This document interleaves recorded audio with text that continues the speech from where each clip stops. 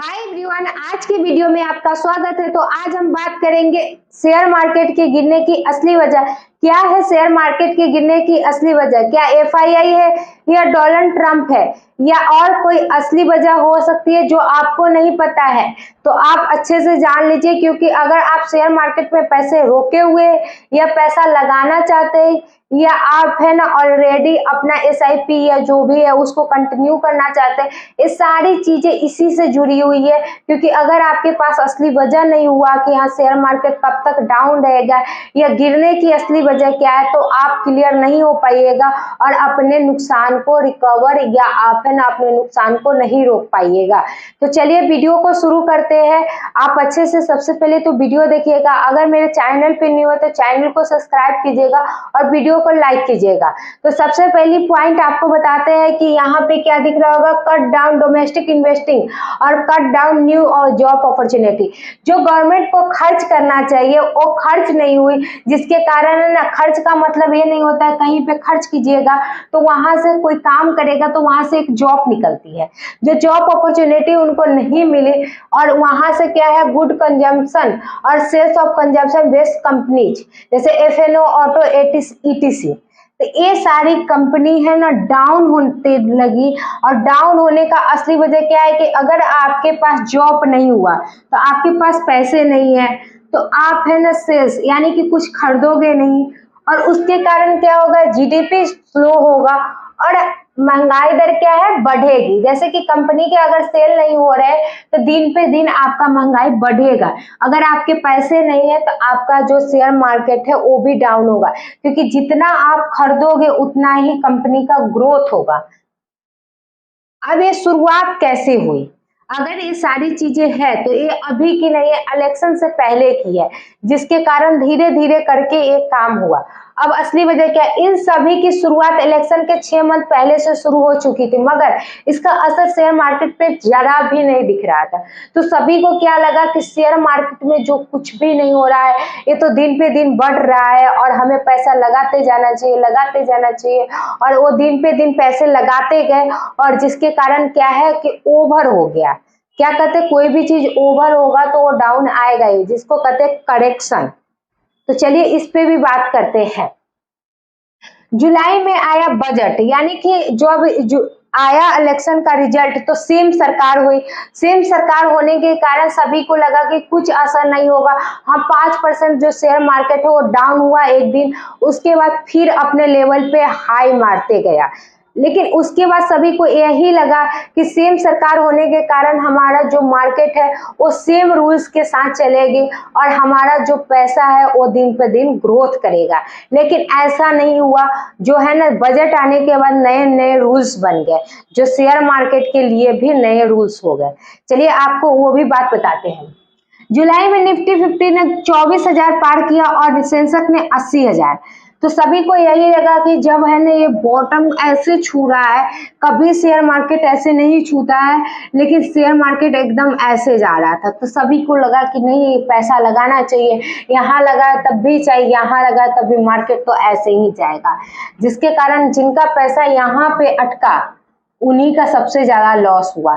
अब चलिए बताते हैं। शेयर मार्केट ने बढ़ोतरी दिखाई और सभी सेक्टर की बढ़ोतरी, रिटर्न्स अच्छा रहा।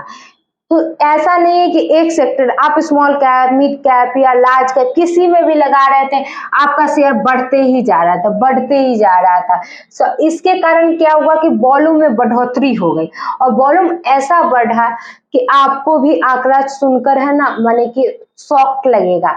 2023 में ये 65 लाख के इन्वेस्टर थे और 2024 में ये 96 लाख तक पहुंच चुके थे। यानी 1 करोड़ में सिर्फ है ना, आपको बता दे तो 4 लाख पर्सन कम है। ठीक है, तो आप देखिए इसके कारण क्या हुआ कि वॉल्यूम जो करे माने कि है ना बहुत ज्यादा इन्वेस्टर आ गए। तो कौन सा इन्वेस्टर है आपके माइंड में, कैसा क्वेश्चन चल रहा है, कौन सा इन्वेस्टर है? क्या वो मैच्योर इन्वेस्टर थे? नहीं। अगर आपके पास कोई इन्वेस्टर आ रहा है, जैसे कि उनको लालच कब आता है, जब आप उनको बताइएगा, जैसे दोस्तों से सुन के क्या होता है, शेयर मार्केट में पैसे क्या है कि वो जुआ के तरह लेते हैं, सीखना कोई नहीं चाहता है, सिर्फ जुआ के तरह लेता है। तो उनको लगा कि कोई भी पैसा यहाँ पे 300 लगा रहा है, एक बार में वो 500 कर रहा है एक दिन में। चलो हम भी लगाते हैं, यहाँ पे 2000 हो रहा है। इसके कारण अनमेच्योर पर्सन आए शेयर मार्केट में, जिसके कारण ये आंकड़ा कितना पार कर चुका था, 96 लाख आंकड़ा पार कर चुका था, जिसके कारण लॉस की संख्या बढ़ चुकी थी। जैसे 10 इन्वेस्टर में से 1 का प्रॉफिट और 9 का लॉस होना स्टार्ट हो चुका था। ऑप्शन इंडेक्स में 2018 में जहां सिर्फ 2% इंडिविजुअल इन्वेस्टर थे, वहीं 2024 में है ना 41% बढ़ गए। पिछले 3 साल में एफएनओ ट्रेडर में 1.8 लाख करोड़ का लॉस कर चुके हैं। 93% एफएनओ लॉस में है, यानी 93% लोग एफएनओ में लॉस में है। लेकिन तब भी ये आंकड़ा कम नहीं हो रहा था, आंकड़ा बढ़ते जा रहा था, बढ़ते जा रहा था। तब इन पे असर कैसे दिखाया जाए, इनको कंट्रोल कैसे किया जाए, क्योंकि जो रिटेलर्स है, क्योंकि जिनका पैसा जा रहा था वो रिटेलर्स है, क्योंकि रिटेलर्स कम पैसे लेकर आते थे और वो शेयर मार्केट में जुए की तरह उड़ा के चले जाते थे, क्योंकि उनके पास है ना नॉलेज नहीं थी और वो ये काम किए। तब इनका नजर किन पे पड़ा, वो सेबी की नजर इन पे पड़ी, क्योंकि सेबी के पास हर पर्सन का रिपोर्ट रहता है, वो हर रूल रेगुलेशन को फॉलो करते हैं, ये कौन कैसे ट्रेड कर रहा है, कौन कैसे है ना इनको माने कि रूल्स को फॉलो कर रहा है। चलिए अब बताते हैं कैसे। 4 लाख ट्रेडर ने एवरेज करीबन 28 लाख की लॉस की। तब क्या हुआ कि जब बजट आई तब वहां पे बात हुई कि जैसे कि निर्मला सीतारमण से लेकर सेबी की चेयरमैन ने बढ़ते डेरिवेटिव्स ट्रेडिंग को कम करने की सुझाव दिया। डेरिवेटिव्स कॉन्ट्रैक्ट्स का मिनिमम लॉट साइज बढ़ाने की सिफारिश की गई। एक्सपायरी नियम चेंज कम किए गए, जैसे एक्सपायरी बहुत कम था, कम कर दिया गया, जिसके कारण है ना जो होता था कि मंथली होता था, वीकली होता था, उसको भी कम कर दिया गया।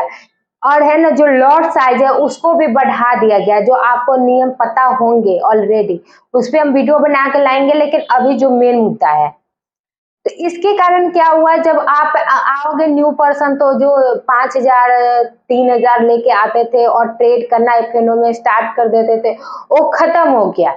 क्योंकि जब आपका लॉट साइज बढ़ेगा तब आपका है ना पैसा भी बढ़ेगा। आप 20,000 25,000 रुपया से कम लेकर आ पाओगे तो आप ट्रेड ही नहीं करोगे। यहाँ पे ये भी हो सकता था कि वो रूल दूसरा भी निकाल सकते थे कि हाँ आपके पास नॉलेज है और सर्टिफिकेट देखते तब आप है ना ट्रेड करोगे, तो वो अलग होता है। लेकिन यहाँ पे ये किए कि हाँ ज्यादा पैसे आपके पास हो, तब भी फिर भी एक कम नहीं हो पाया। क्यों? क्योंकि ये इनको वो जुगाड़ करने का आदत पड़ चुका था। क्योंकि जब आते हैं शेयर मार्केट में बहुत सारे पर्सन क्या करते हैं, इनसे कर्जा उनसे कर्जा लेते हैं, कोई लोन्स लेता है, कोई कुछ करता है और सोचता है कि आज प्रॉफिट होगा कल उनको रिटर्न्स कर देंगे। लेकिन मेरा एक ही सुझाव है कि आप किसी से उधारी या किसी को लोन के चक्कर में आप शेयर मार्केट में मत आइएगा। जब आपका एक्स्ट्रा मनी हो तब आप शेयर मार्केट में आइएगा, और एफएनओ में तो पहले बिल्कुल भी मत आइएगा। क्योंकि एफएनओ में तभी आइए जब आपके पास एक्सपीरियंस हो अच्छा खासा और आप है ना उसको है ना अच्छे से सीखे हुए हो। बहुत सारे पर्सन सिर्फ ऐसे ही आ जाते हैं।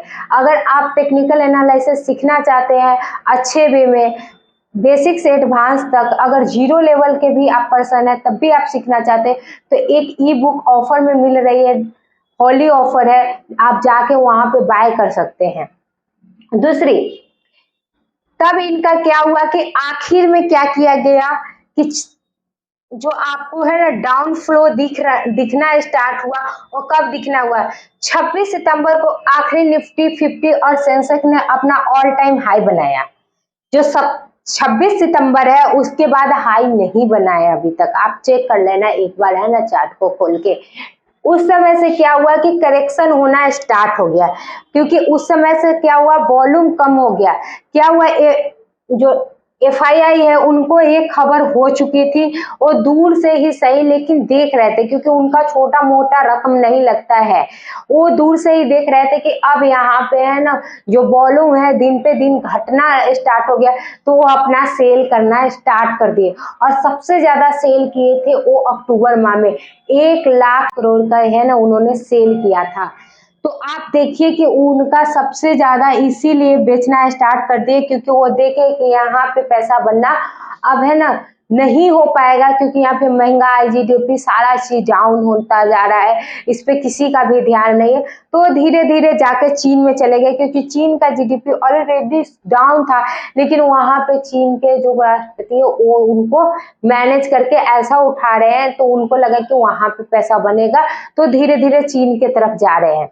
लेकिन ये बढ़ेगा, ऐसा नहीं कि नहीं बढ़ेगा।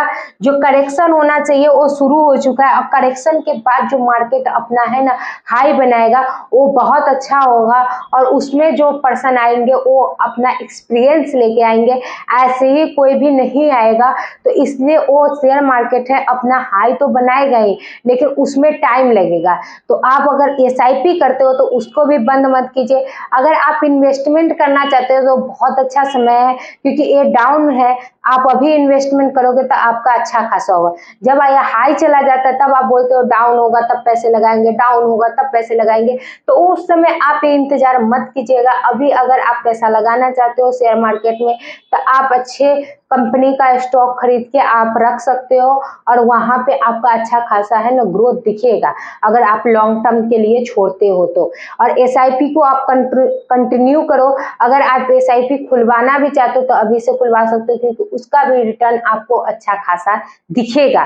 तो ये सारी चीजें को ध्यान में रखते हुए कि यहाँ पे जो डोनाल्ड ट्रंप है या एफआईआई ये अपना दिख रहा है, ठीक है, इनका तो सब बाद में है यहाँ, लेकिन आपका सबसे ज्यादा क्या असर किया, जो सरकार की है ना जो जीडीपी है वो अपना नहीं ध्यान दिया, इसके कारण ये सारी चीजें हुई, क्योंकि वो अपना इलेक्शन पे ध्यान दिया और बोले कि उसके बाद हम इस सारी चीज पे ध्यान देंगे, तो उसके कारण ये सारा असर हो रहा है। करेक्शन भी होना बहुत जरूरी है जो हो रही है, उसके बाद तो जो शेयर मार्केट उछाल मारेगी वो आपके नजर के सामने ही होगी। तो आप कंटिन्यू रखिए एसआईपी को। अगर आप स्टार्ट भी करना चाहते तो आप स्टार्ट भी कर सकते हैं, जिससे आपका अच्छा खासा आगे चल के ग्रोथ होगा। अगर आप न्यू है मेरे चैनल पे तो चैनल को जरूर सब्सक्राइब कीजिएगा और वीडियो को लाइक कीजिएगा, क्योंकि इस वीडियो में इतना ही। अगर आगे वाली वीडियो देखना चाहते हो तो इसके लिए चैनल को जरूर सब्सक्राइब कीजिएगा।